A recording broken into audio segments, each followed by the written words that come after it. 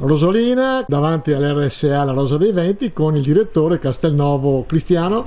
Direttore, un anno già passato, che Esatto. bilancio possiamo fare? Esatto, buongiorno a tutti, un anno è già passato, sembrava ieri, invece abbiamo già fatto 12 mesi e in questi 12 mesi ne è passata d'acqua sotto i ponti, perché abbiamo iniziato e subito dopo, fine settembre, inizio ottobre, abbiamo avuto qui nella nostra zona il focolaio di Portoviro col Covid che ci ha riportato a chiudere la struttura e quindi a vivere un'esperienza assolutamente di come dire, meno rapporto con i parenti e quindi più difficoltà anche in un certo senso nella gestione del rapporto di cura, perché il parente chiaramente non aveva un contatto diretto con noi quotidianamente a livello di incontro, ma solo attraverso telefono o videochiamate.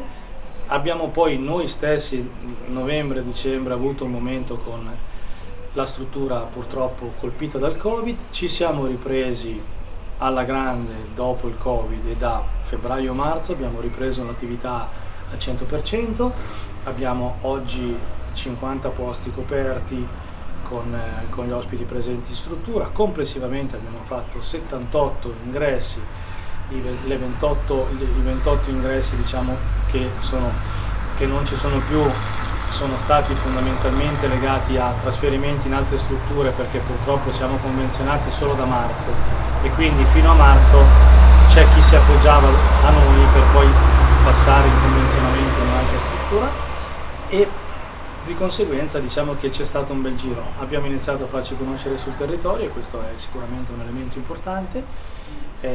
La gente e chi ci ha incontrato riconosce la nostra attività, quello che sappiamo fare e quello che offriamo e devo dire che anche gli operatori ormai si sono consolidati, è un bel gruppo, crescendo anche come numero di ospiti, stiamo crescendo come numero di operatori e quindi questo comporta anche una possibilità di lavoro per questa zona, perché noi tendiamo sempre ad assumere personale di Rosolina o dei paesi limitrofi, quindi Portovero, Loreo, quindi zona assolutamente vicina a noi e questo ci fa piacere perché siamo tutti soddisfatti, nel senso che chi viene a lavorare qui è anche vicino a casa e quindi non fa delle grosse e lunghe trasferte. Finalmente a regime la possibilità anche, mi diceva, degli incontri in persona, i parenti possono visitare, quali parametri devono seguire, devono essere vaccinati, non vaccinati?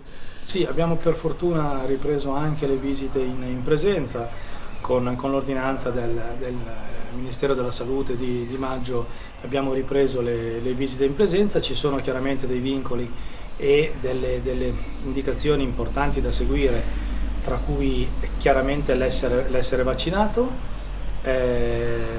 l'avere comunque la mascherina FFP2 come minimo, quindi dall'FFP2 in su, non sono consentiti troppi contatti fisici, nel senso che comunque in visita c'è sempre un tavolo e distanziamento di 1 metro, ma rispetto alle regole che vigevano precedentemente, quindi con plexiglass, guanti eccetera, stiamo un po' più alleggerendo questo tipo di rigidità e speriamo che dopo il 31 luglio si possa andare anche ad avere un'ulteriore apertura rispetto agli incontri. Ecco, continua la promozione che avevate impostato all'inizio dell'estate per i nuovi ospiti? Assolutamente sì, la promozione, la retta a 50 euro al giorno prosegue fino al 31 agosto, poi ritorniamo alle rette tradizionali che sono 62 euro in convenzione e 75 euro in libero mercato. Abbiamo parlato di regime dei posti letto, degli ospiti, gli operatori quanti sono in questo momento? Attualmente noi, grazie al progressivo riempimento degli ospiti, stiamo arrivando a oggi, siamo circa 40 operatori assunti che crescono quotidianamente a seconda poi degli ingressi che vengono programmati. In un Polesine, in particolar modo in un Basso Polesine che sta invecchiando sempre di più, le vostre strutture sono sempre più necessarie. Io vi auguro di festeggiare altri 100.000 anni e una struttura... Ci sarò io, ma... in una delle strutture in ogni caso più belle del Polesine, più nuove. Ti ringrazio. E complimenti naturalmente a lei e tutti i suoi collaboratori. Grazie.